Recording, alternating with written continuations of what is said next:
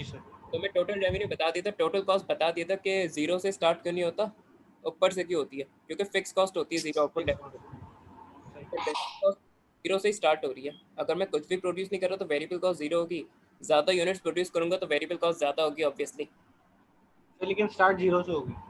Variable cost zero से start होगी क्योंकि अगर मैं कुछ प्रोड्यूस ही नहीं कर रहा तो वेरिएबल कॉस्ट जीरो होगी, इसलिए वेरिएबल कॉस्ट ओरिजिन से स्टार्ट होता है। इवन द टोटल रेवेन्यू भी देखो ओरिजिन से ही स्टार्ट होता है, क्योंकि अगर मैं कोई जीरो यूनिट्स बेच रहा हूँ तो रेवेन्यू जीरो होगा।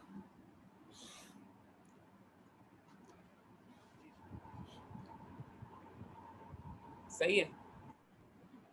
और एक्स एक्सिस पे यूनिट दिए हुए होते हैं, वाई एक्सिस पे इसने ये रेवेन्यूज और कॉस्ट दिए हुए होते हैं, क्योंकि रेवेन्यूज और कॉस्ट इन यूनिट्स पे डिपेंड करते हैं, तो इसीलिए रेवेन्यूज और डॉलर्स वाई, रेवेन्यूज और कॉस्ट वाई एक्सिस पे। सही है। और सेल्स को एग्जैक्टली बिजनेस कंट्रोल नहीं कर सकता, तो इसीलिए वो एक्स एक्सिस पे होता है। इंडिपेंडेंट वेरिएबल एक्स एक्सिस पे जो कि यूनिट्स हैं, रेवेन्यूज और कॉस्ट जो कि डिपेंडेंट वेरिएबल है वो वाई एक्सिस पे। सही है।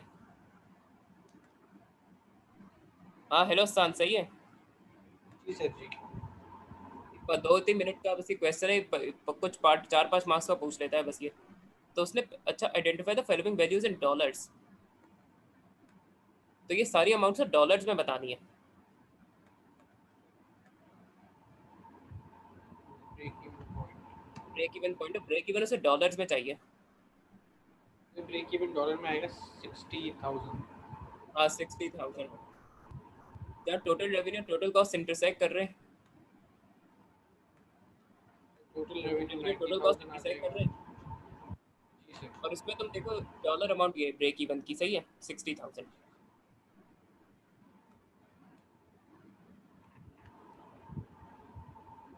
तो मेरे एलोकेटेड फिक्स कॉस्ट, तो समझ लो जिस पॉइंट से टोटल कॉस्ट स्टार्ट हो 40। रहा है ना, वहाँ फिक्स कॉस्ट की लाइन होती है।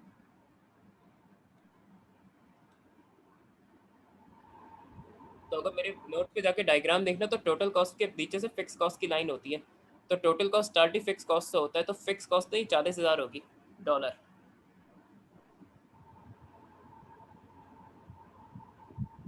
सही सर।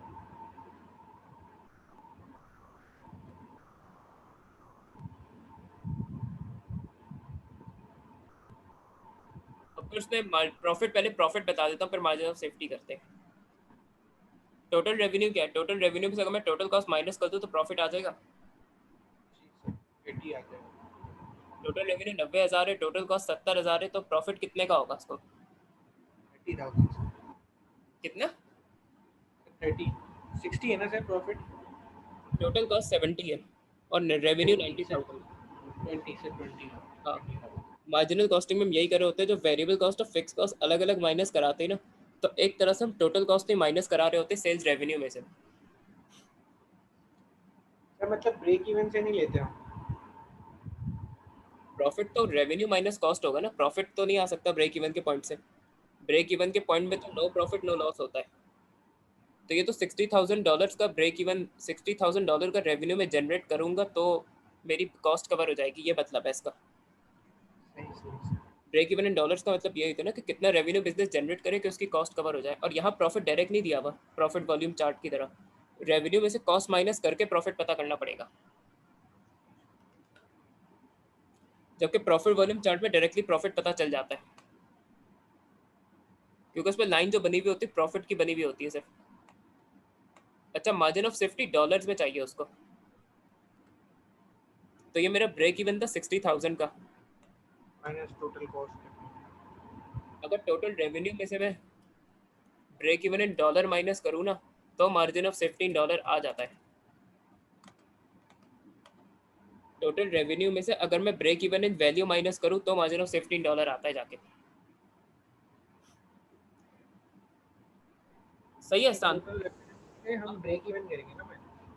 और टोटल रेवेन्यू में से ना हम break even in value minus करेंगे तो margin of safety in dollar आ जाएगा। ये फॉर्मूला होता है इसका।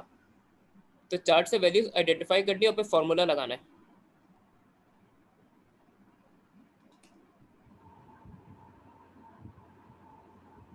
ये क्लियर है मार्जिन ऑफ सेफ्टी। हेलो। जी सर क्लियर है क्लियर है। सही है। भले तब माइक ओपन कर लो, पार्टनरशिप स्टार्ट कर रहा हूँ मैं। जी सर। या पार्टनरशिप की थ्योरी पढ़ी है तुम लोगों ने? बिजनेस में पढ़ ली होगी। सर पढ़ी हुई सर।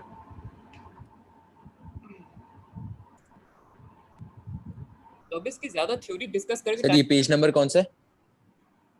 ये मेरे नोट्स पे पेज नंबर 10 आ रहा है आउट ऑफ 68। हाँ पेज 10 है ये।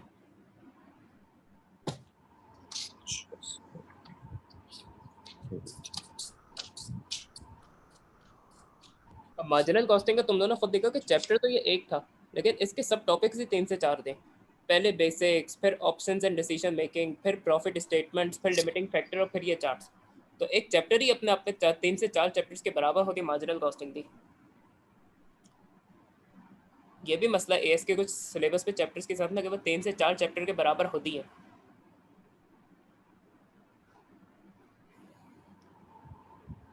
क्या तुम लोग को पार्टनरशिप की थ्योरी का तो आइडिया होगा कि दो या दो से ज़्यादा लोग मिलकर बिजनेस चलाते हैं, उसकी लाइबिलिटी लिमिटेड होती है, स्लीपिंग पार्टनर वगैरह होता है। अभी थ्योरी पे डिस्कस टाइम वेस्ट नहीं करूंगा, वो थोड़ा तुम लोग इसलिए देख लेना ताकि हम कैलकुलेशन अभी जल्दी करें, क्योंकि हमारे पास टाइम लिमिटेड है और उसके भी 3 से 4 सब टॉपिक्स हैं। फिर पार्टनरशिप एग्रीमेंट पता होगा कि रिटर्न या वर्बल बनता है, उसमें ये एक चीज़ें इंक्लूड की जाती हैं। कौन सा पार्टनर कितना कैपिटल कंट्रीब्यूट करेगा, प्रॉफिट एंड लॉस किस रेशियो में शेयर किया जाएगा, पार्टनर की ड्यूटीज राइट्स एंड ऑब्लिगेशंस क्या है, ये मैं डिस्कस करूंगा। Interest on drawing, interest on capital, salary, bonus, commission, ये एक चीज़ इंपॉर्टेंट है, ये हाँ मैं कर लेता हूँ डिस्कस।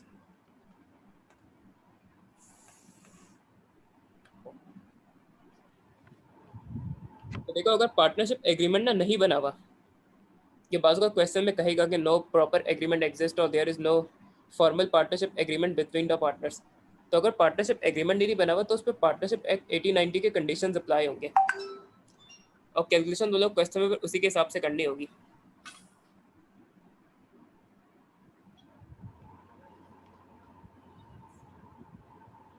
सबसे पहले profit and losses equally share होंगे। इसके अलावा ना कोई इंटरेस्ट ऑन कैपिटल होगा, ना कोई इंटरेस्ट ऑन ड्राइंग्स होगा, ना किसी पार्टनर की कोई सैलरी, बोनस और कमीशन होगी। और अगर किसी पार्टनर ने लोन दिया हुआ है ना तो उस पर 5% इंटरेस्ट होगा। बाज़ का पार्टनर लोन भी देते हैं बिजनेस को इन्वेस्टमेंट करने के अलावा। वेस्टर्न सोसाइटीज़ में ये चीज़ ज़्यादा होती है। तो अगर किसी पार्टनर ने लोन दिया हुआ है ना तो उस पर इंटरेस्ट जो है 5% से ज़्यादा नहीं होगा। तो ये बाज़ का कंडीशन वो रख देता है क्वेश्चन में, तो कैलकुलेशन उसके हिसाब से करनी होगी तुम लोगों को। एडवांटेज डिसएडवांटेजेस करूंगा बाद में डिस्कस, अभी में।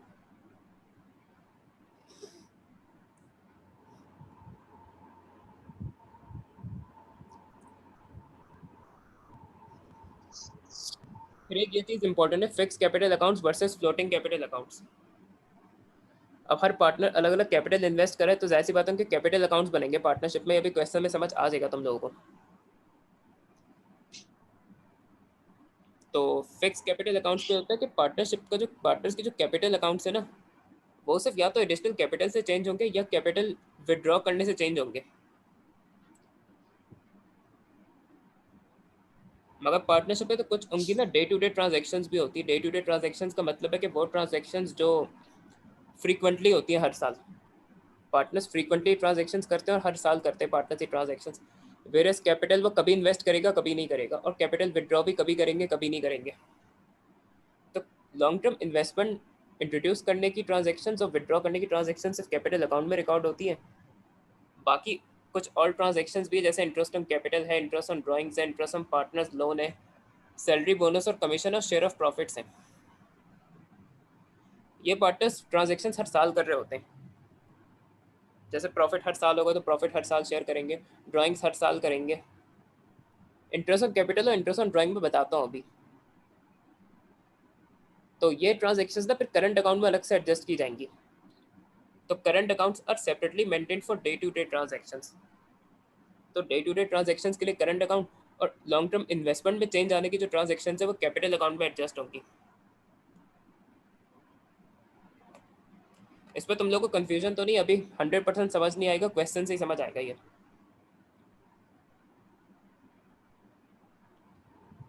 हेलो। सर थोड़ा सा इशू हो रहा है सर, एक बार अगर आप आपसे बता दें। अच्छा देखो पार्टनर एक तो लॉन्ग टर्म जो इन्वेस्टमेंट होती है ना, पार्टनर इन्वेस्टमेंट इंट्रोड्यूस कर रहे हैं, इन्वेस्टमेंट कम कर रहे हैं बिजनेस में से, कैपिटल अकाउंट में सिर्फ यही ट्रांजेक्शन रिकॉर्ड की जाएंगी। ये मतलब है फिक्स कैपिटल अकाउंट का, कि day to day transaction record नहीं होंगी कैपिटल अकाउंट में, सिर्फ इन्वेस्टमेंट से रिलेटेड ट्रांजेक्शन रिकॉर्ड होंगी कैपिटल अकाउंट में।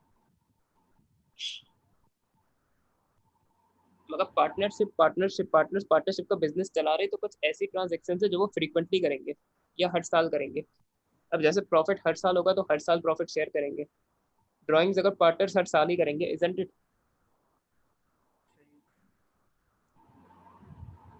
इंटरेस्ट ऑन कैपिटल भी हर साल होगा। मैं बताता हूँ interest on capital, interest on drawing क्या चीज़ है। और सैलरी बोनस और कमीशन अगर किसी पार्टनर की तो वो हर साल लेंगे। तो ये वो ट्रांजेक्शन है जो फ्रीक्वेंटली होती है, हर साल हो रही है या हर महीने पे हो रही है, हर 6 महीने पे हो रही है, ये डे टू डे ट्रांजेक्शन कहलाती है। तो इनको रिकॉर्ड करने के लिए ना हम सेपरेटली करंट अकाउंट बनाएंगे। तो हर पार्टनर का कैपिटल अकाउंट अलग बनेगा, करंट अकाउंट अलग बनेगा। इसका ये मतलब है current account day to day transaction के लिए, और इन्वेस्टमेंट में चेंज आने की ट्रांजेक्शन हम सेपरेटली कैपिटल अकाउंट में रिकॉर्ड करेंगे। तो सर उस जितने भी पार्टनर होंगे सबके सेपरेटली बनेंगे? सबके लिए बनेगा, मगर उसका एक आसान तरीका होता है, कॉलम बाय कॉलम बना के कर देते तो जल्दी बन जाते। वो अभी क्वेश्चन नहीं पता चलेगा तुम लोगों को, और फॉर्मेट भी उसने उसी का बनाया हुआ होता है। एक सोल ट्रेडर की चीज याद रिकॉल कराता हूँ मैं तुम लोगों को, उससे और जल्दी समझ आ जाएगा।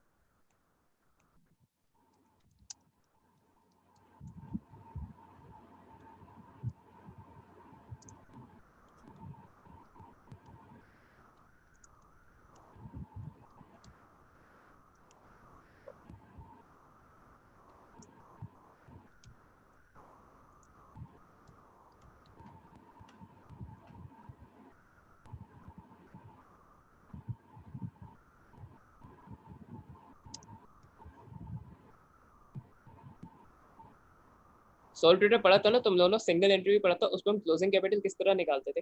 ओपनिंग कैपिटल में एडिशनल कैपिटल ऐड करेंगे, प्रॉफिट ऐड करेंगे और ड्रॉइंग्स माइनस करेंगे तो क्लोजिंग कैपिटल आ जाता है। याद है ना सोल ट्रेडर सिंगल एंट्री में?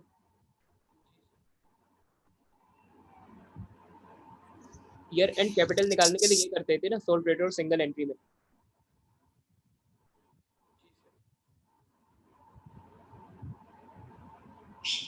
हाँ हेलो, तुम दोनों बोल नहीं रहे कुछ। सर आवाज़ आ रही है? मुझे आवाज आ रही है तुम दोनों की। जी जी सर, याद है सर। हाँ, तो पार्टनरशिप कहती है कि इसमें देखो प्रॉफिट और ड्राइंग भी कैपिटल को इफेक्ट करती है, लेकिन प्रॉफिट और ड्राइंग ना डे टू डे ट्रांजेक्शन है, वो हर साल करते हैं हम। वेरियस एडिशनल कैपिटल अगर तुम उस पर देखो तो कभी इन्वेस्ट करेंगे कभी नहीं करेंगे।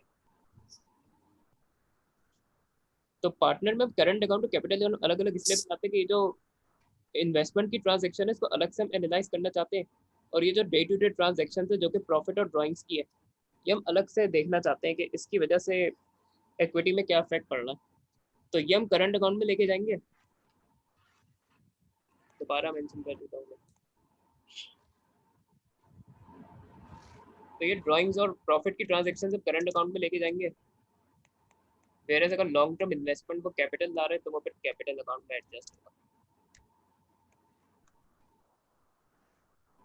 और इन दोनों को आपस में ऐड या माइनस, ऐड या सब्ट्रैक्ट कर देंगे तो क्लोजिंग कैपिटल आ जाएगा।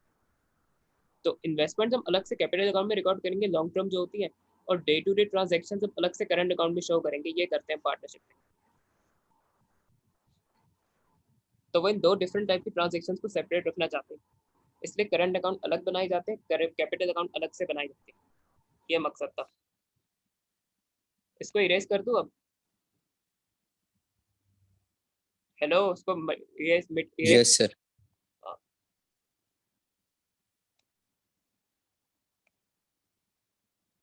और फ्लोटिंग कैपिटल अकाउंट्स ऐसा आता नहीं है सिलेबस में अब ना, तो उसकी अभी टेंशन लेने की जरूरत नहीं है। 95% ऑफ द टाइम यही आता है, फिक्स कैपिटल अकाउंट्स का सिनेरियो आता है, जिसमें कैपिटल अकाउंट अलग बनाना होता है, करंट अकाउंट अलग बनाना होता है।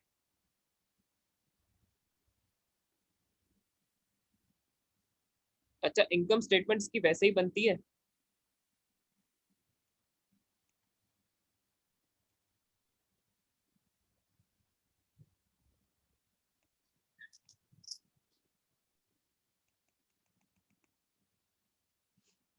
अच्छा, तो इनकम स्टेटमेंट वैसे ही बनती है जैसे सोल ट्रेडर की बनती है, तो इसलिए मैंने इनकम स्टेटमेंट का फॉर्मेट इंक्लूड नहीं किया। सही है, मैंने डायरेक्ट एप्रोप्रिएशन अकाउंट का किया है। तो जब इनकम स्टेटमेंट बनाएंगे ना, जो कि क्वेश्चन में बना के दिखाऊंगा, तो हमारा profit and loss before appropriation आ जाएगा।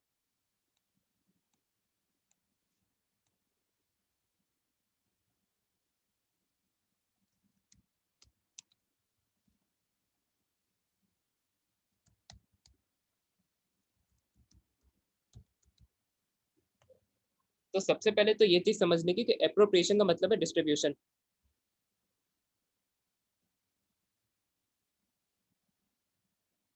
अकाउंट्स में एप्रोप्रिएशन का मतलब होता है डिस्ट्रीब्यूशन। डिस्ट्रीब्यूट कर रहे हैं हम प्रॉफिट्स पार्टनर के दरमियान।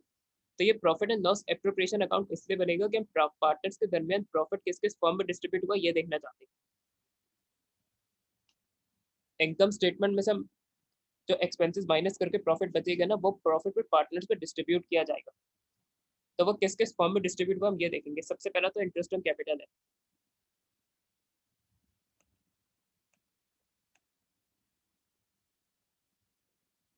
तो इंटरेस्ट ऑन कैपिटल ना पार्टनर्स को आउट ऑफ प्रॉफिट रिवॉर्ड दिया जाता है for investing in the business. Partners ने कैपिटल इन्वेस्ट किया बिजनेस में, तो उनको रिवॉर्ड के तौर पे ना हम कुछ इंटरेस्ट ऑन कैपिटल दे देंगे कि thank you for investing in the partnership, ये लीजिए अपना कुछ इंटरेस्ट कैपिटल पे। तो उससे डेफिनेटली फ्यूचर में पार्टनर्स की मोटिवेशन बढ़ेगी कि वो और इन्वेस्ट करें इसमें, पार्टनरशिप में। तो उसलिए उन्हें इंटरेस्ट ऑन कैपिटल दिया जाता है और ये प्रॉफिट में से दिया जाता है, तो ये प्रॉफिट में से माइनस किया जाएगा। इसके बाद है सैलरी, बोनस और कमीशन। अब सपोज करो हसन को ना सेल्स का काम आता है, और पार्टनरशिप में वलीद ने उसको रखा है, हमने उसको। तो यहाँ ऐसा नहीं होता वेस्टर्न सोसाइटीज में, लेकिन पार्टनर कह सकता है कि मैं आपको एक स्पेशल स्किल प्रोवाइड कर रहा हूँ, तो मुझे प्रॉफिट शेयर के अलावा ना अपनी स्किल के लिए एक फिक्स सैलरी भी चाहिए। तो आउट ऑफ प्रॉफिट ना पार्टनर एक अपनी स्किल के लिए सैलरी मांग सकता है, ये सैलरी पार्टनर को दी जाती है। तो ये एक्सपेंस नहीं होगा, ये एप्रोप्रिएशन ऑफ प्रॉफिट होगी, ये डिस्ट्रीब्यूशन ऑफ प्रॉफिट है। तो इसीलिए पार्टनर की सैलरी ना या एप्रोप्रिएशन अकाउंट में दी जाती है। तो ये भी ऑब्वियसली इस प्रॉफिट बिफोर एप्रोप्रिएशन में से माइनस की जाएगी।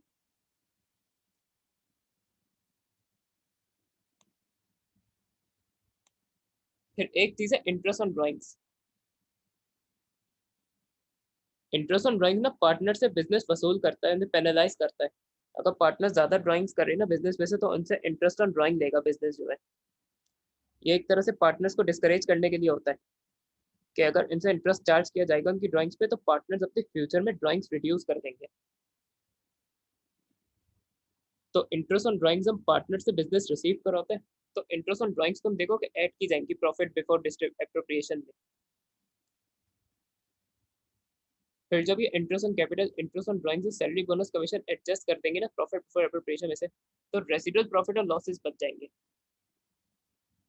अब ये जो रेसिडुअल प्रॉफिट और लॉसेस है ना, रेसिडुअल का मतलब होता है रिमाइंडर।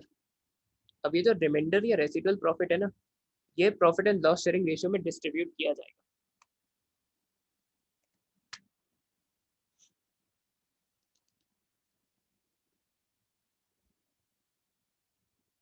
वलीदा आसान, थोड़ा ये एप्रोप्रिएशन अकाउंट समझ आ रहा है तुम लोगों को पार्टनरशिप का? जी सर, थोड़ा थोड़ा समझ आ रहा। बाकी क्वेश्चन से आ जाएगा।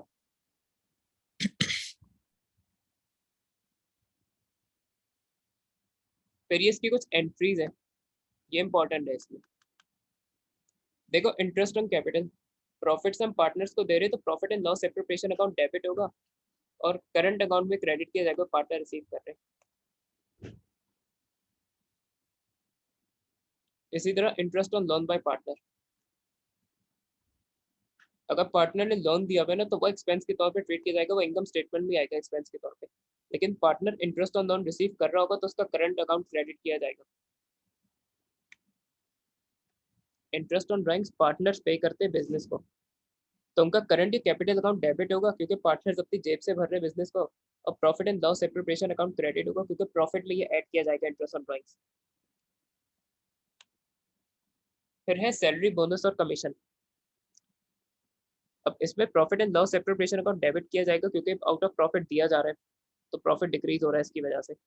वेयर पार्टनर सैलरी बोनस से कमीशन रिसीव करे तो उनका करंट अकाउंट रिस्पेक्टिवली क्रेडिट किया जाएगा। और share of profit obviously current account में क्रेडिट होगा, profit and loss appropriation account में डेबिट होगा।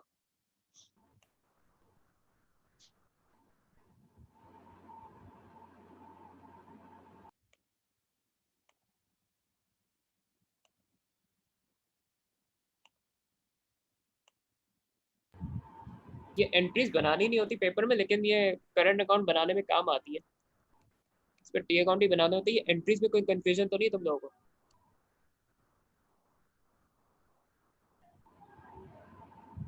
नहीं सर। बाकी क्वेश्चन में करंट अकाउंट बनाऊंगा तो और क्लियर हो जाएगा। अच्छा, ये पार्टनरशिप का स्टेटमेंट ऑफ फाइनेंशियल पोजीशन का एक्सट्रैक्ट है, क्योंकि बाकी पूरी बैलेंस शीट वैसे ही बनती है, सिर्फ मेन जो डिफरेंस है वो इक्विटी के सेक्शन का होता है। तो इक्विटी में तुम लोग को कैपिटल अकाउंट के बैलेंसेस इंक्लूड करने और करंट अकाउंट के बैलेंसेस इंक्लूड करने, उन दोनों को आपस में ऐड कर दोगे तो टोटल इक्विटी आ जाएगी या टोटल कैपिटल आ जाएगा। करंट अकाउंट और कैपिटल अकाउंट दोनों पार्ट ऑफ इक्विटी है पार्टनर्स की, तो कैपिटल अकाउंट के बैलेंसेस और करंट अकाउंट के बैलेंसेस लेने टोटल इक्विटी आ जाएगा।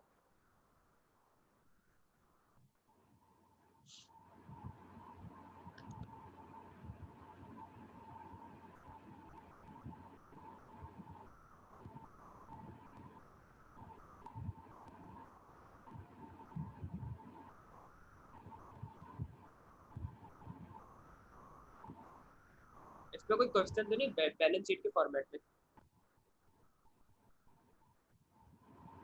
नहीं सर। असम तुम कुछ नहीं बोल रहे, समझ आ रहा है तुम्हें? कोई क्वेश्चन है तो पूछो। सर अभी तक तो समझ आ रहा है, इसलिए देख ही रहा हूँ सर, बाकी क्वेश्चन करते वक्त थोड़ा सा। क्वेश्चन में चीज़ें क्लियर हो जाएंगी। बस मैं स्टार्ट कर रहा हूँ क्वेश्चन, 1 मिनट वेट करना।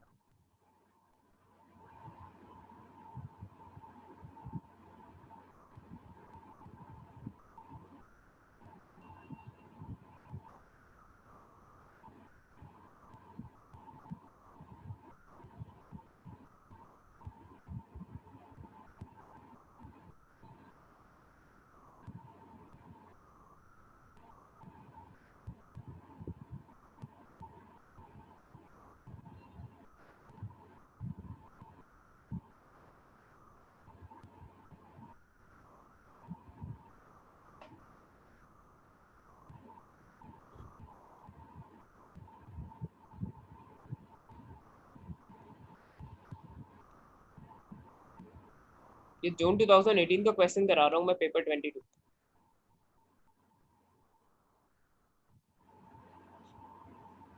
और इसका एक क्वेश्चन 1 है, सही है? ये अपने ही वेरी रीजन का क्वेश्चन है। ये अभी बाद में करेंगे थ्योरी का पार्ट। सर ये तो हम वैसे नॉर्मल थ्योरी बेस पे हम बिजनेस के रिलेटेड भी दे सकते हैं ना अच्छे से, कॉमन सेंस के बेस पे भी लिख सकते हो बिल्कुल। कि और मैं जैसे एडवांटेजेस और decisions- डिसएडवांटेजेस करूंगा डिस्कस अभी नेक्स्ट क्लास में, तो उसके बाद तो ये और आसान हो जाएगा आंसर करना।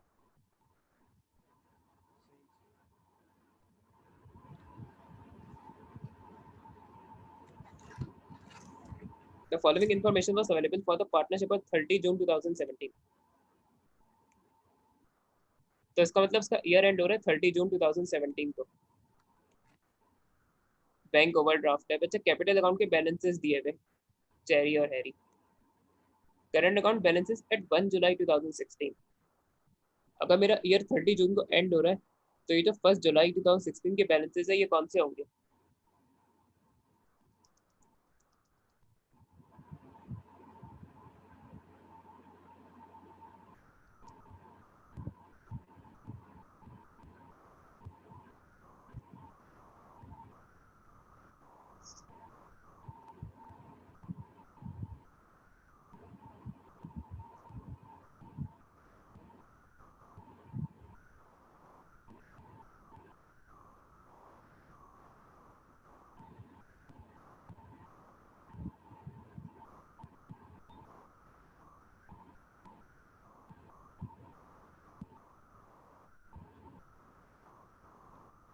हाँ, मैंने क्वेश्चन है तुम लोगों से, अगर 30 जून 2017 को कंपनी का ईयर एंड हो रहा है, 1 जुलाई 2016 को अगर बैलेंसेस दिए हुए करंट अकाउंट के, तो वो कौन से बैलेंसेस होंगे? सर 1 जुलाई वाले ओपनिंग होंगे सर। ओपनिंग होंगे, शाबाश। तो उसमें बात ध्यान रखना, ये क्रेडिट जो बैलेंस है ना, ये पॉजिटिव बैलेंस है, क्योंकि करंट अकाउंट भी इक्विटी का हिस्सा है, तो उसमें और इक्विटी के बैलेंसेस जो है वो क्रेडिट नेचर के होते हैं। तो अगर क्रेडिट बैलेंस है तो बहुत अच्छा है, अगर डेबिट बैलेंस है तो समझ लो वो नेगेटिव बैलेंस है।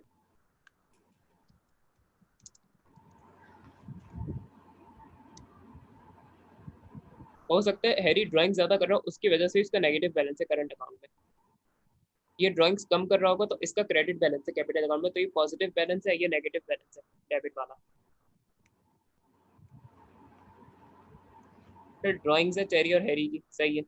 अच्छा, ग्रॉस प्रॉफिट इसने खुद ही दे दिया, तुम लोग को कुछ नहीं करना पड़ेगा ऐसा।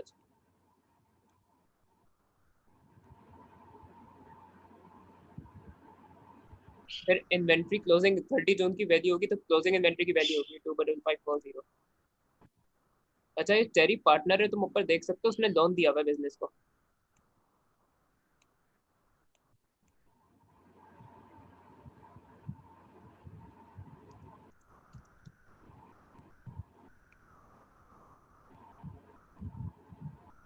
Loan by partner. अब हो सकता है इसका इंटरेस्ट रेट इसने आगे दिया हुआ हो, तो हम आगे देखेंगे जाके। नॉन करंट एसेट्स है, ऑपरेटिंग एक्सपेंसेस भी दिए हुए, ट्रेड पेबल्स भी दिए हुए। फिर ये वही सोल ट्रेडर की तरह कुछ एडजस्टमेंट दी हुई है इसमें।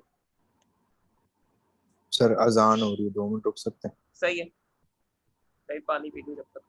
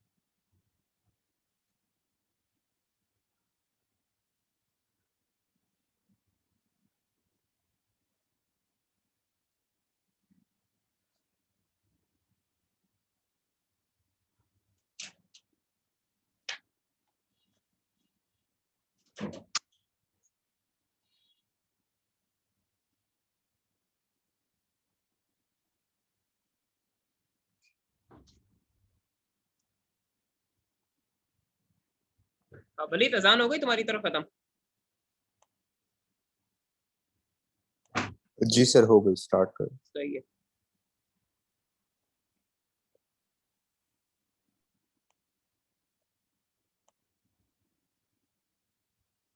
अब सबसे पहले एडजस्टमेंट है operating expenses included a payment for rent 3450 for the 3 months ended August 2017 और हमारा ईयर एंड हो रहा है जून 2017 में। तो उसमें तुम लोग बता सकते हो तुम्हें आसान के इसमें क्या इशू है, इसकी एडजस्टमेंट कैसे हो। पॉइंट 1 की पहले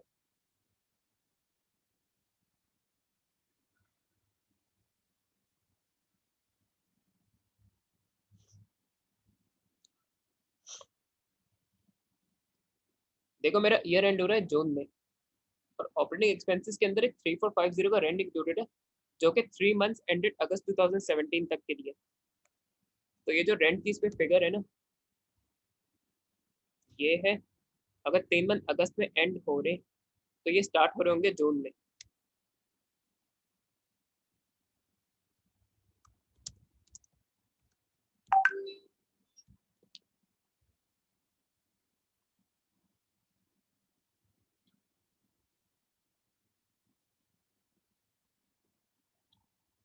एक 3 महीने का रेंट इंक्लूडेड है और 3 मंथ एंड हो रहे हैं अगस्त में, जबकि हमारा ईयर एंड हो रहा है जून 2017 में। तो तुम लोग उसको कुछ इशू नजर आ रहा है रेंट पे, क्या करेंगे?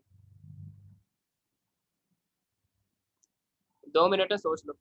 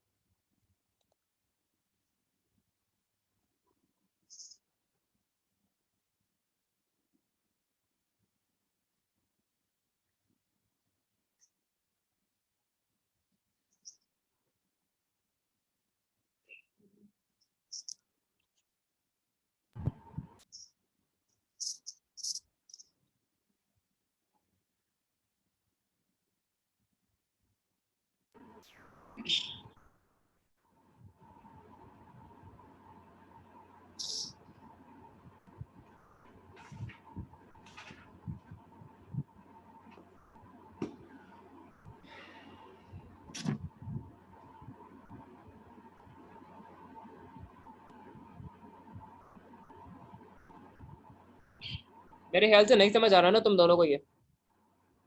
नहीं सर। हसाम तुम्हें को समझ सर आ आप रहा है? सर एक बार रिपीट करेंगे सर, थोड़ा थोड़ा तो आ रहा है। देखो ऑपरेटिंग एक्सपेंसेस जो फिगर ऊपर दी हुई है ना, उसमें रेंट की पेमेंट इंक्लूडेड है 3450 की, और ये रेंट है for the 3 months ended August 2017 तक। ये जो रेंट की पेमेंट है ना, ये जून से लेके अगस्त तक की है, जून जुलाई एंड अगस्त। सही ऑब्वियसली 3 महीने वो अगस्त में एंड हो रहे तो जून से शुरू हुआ होगा ये टाइम पीरियड। सही सर, और मेरा 2 महीना एक्स्ट्रा पेमेंट है हमारी। अच्छा, तो वो 2 महीने की क्या प्रीपेड है या एक्रूड है, क्या चीज़ है वो, ये बताओ। सर 2 महीना हमारा जो है प्रीपेड है। तो अमाउंट बता दो जरा उसकी जल्दी। सर ये हमारा वो रेंट था कितना, 3450। 3450, तो 3 महीने का रेंट ही है ये 3 महीने की फिगर है। जी सर। तो तुम बता दो प्रीपेड रेंट कितना होगा।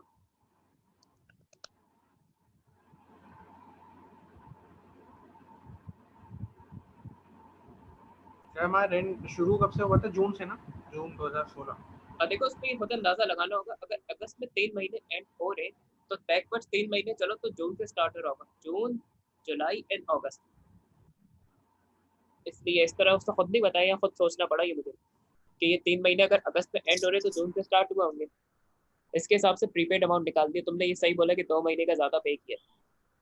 तो मुझे जल्दी बता दो वो 2 महीने की अमाउंट क्या होगी।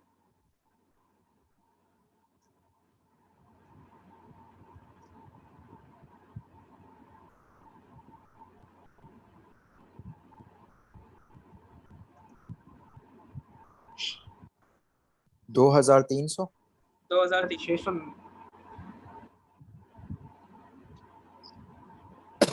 देखो सर प्रीपेड। ये कैसे, हसान ने कैसे बताया? आसान तुम्हारा क्या आ रहा है? 609 2300 है तुम्हारा सर। भी। सर हमारा 3450 को हम डिवाइडेड बाय सर वो कर देंगे ना सर, टोटल सर कितने महीने, 14।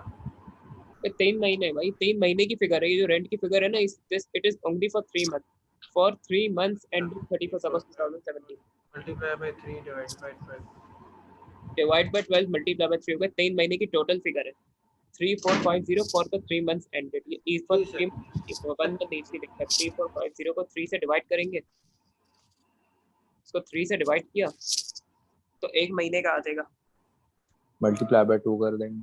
1150 आया 1 महीने का, उसे मल्टीप्लाई बाय 2 कर दो, 1150 को 2 से कर देंगे तो 1150, हाँ 1150 सही। तो ये 2300 का प्रीपेड रेंट है इसमें। सर ये कैसे आया, आप बता देंगे जरा ये? 3450 ना 3 months का रेंट है, सही है। नहीं ये तो मुझे समझ आ गया, लेकिन हाँ ये जो आप जो शुरू में बोल रहे थे कि हमारा मंथ जून से स्टार्ट हुआ है और खत्म अगस्त में हो रहा है। ये देखो, फिर 3 महीने खत्म कब हो रहे, फॉर 3 months एंडेड बोला उसने अगस्त 2017, इसका मतलब है जो भी जी 3 महीने का पीरियड है ना, ये अगस्त में एंड हो रहा होगा। तो अब बैकवर्ड चलो, जी हम लोग को ये खुद सोचना है कि ये 3 महीने शुरू कब हुए होंगे, जून में। बस ये था। सर ये थोड़ा सा अलग तरीके से नहीं निकला, हम जब पहले करते थे तो जो अमाउंट होती थी उसको 3 या जितने ही मंथ होते थे उसको डिवाइड बाय 12 करते थे। या वो डिपेंड करता है कि अगर पूरे साल की अमाउंट दी हुई है या 13 महीने की जैसे उसमें दी हुई होती थी तो वहां करते थे डिवाइड बाय 13 मल्टीप्लाई बाय 12 कुछ ऐसा कर दिया, बंद करते थे। यहाँ उसने दी हुई अमाउंट सिर्फ 3 महीने की है, जो 3450 की रेंट की अमाउंट है ना, ये सिर्फ 3 महीने की है, और ये 3 महीने एंड हुए अगस्त में। तो ऑब्वियसली इसमें 1 महीने की अमाउंट निकालनी है, तो इसको डिवाइड बाय 3 करना पड़ेगा, ये 3 महीने का रेंट है।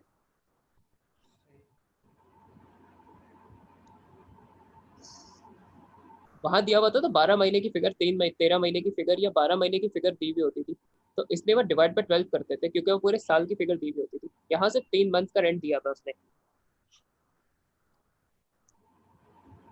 अब क्लियर है हसाम? जी सर। मीटिंग का भी टाइम हो रहा है, अब तुम लोग जल्दी से काम करो। ये जो 2300 है ना, अब ये ऑपरेटिंग एक्सपेंसेस से माइनस हो जाएगा, तो ऑपरेटिंग एक्सपेंसेस की एडजस्टेड फिगर आ जाएगी, निकाल दो जरा जल्दी। सर क्या चीज़, ये आपकी आवाज़ ऑपरेटिंग एक्सपेंसेस का आया ना प्रीपेड जो फिगर है, ये ऑपरेटिंग एक्सपेंसेस को बिलोंग करती है, तो ये ऑपरेटिंग एक्सपेंसेस में प्रीपेड रेंट एडजस्ट करती है जाएगा, इसको कर दो जरा। अब तुम हम लोग ये माइनस कर देंगे ना। माइनस कर दो।